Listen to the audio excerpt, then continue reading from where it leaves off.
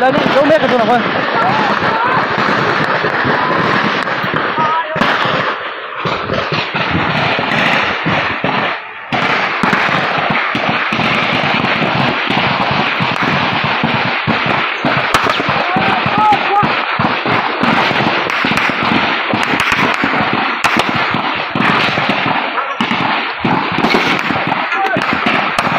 Đâu mẹ cả.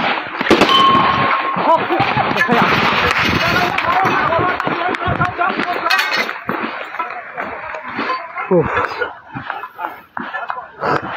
Xin lỗi anh, xin lỗi. Anh đâu mẹ cái tôi nào.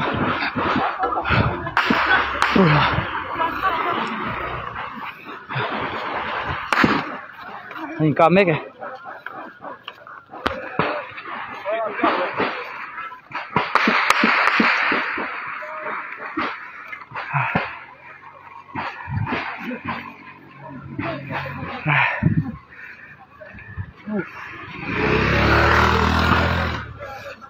Cảm mày khó mày thế này là làm thua nó một xe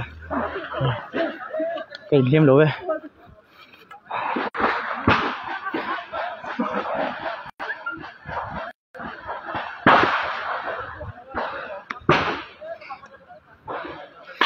cả mấy cái thứ thom tin sẽ thêm ó rạp sắc khó mày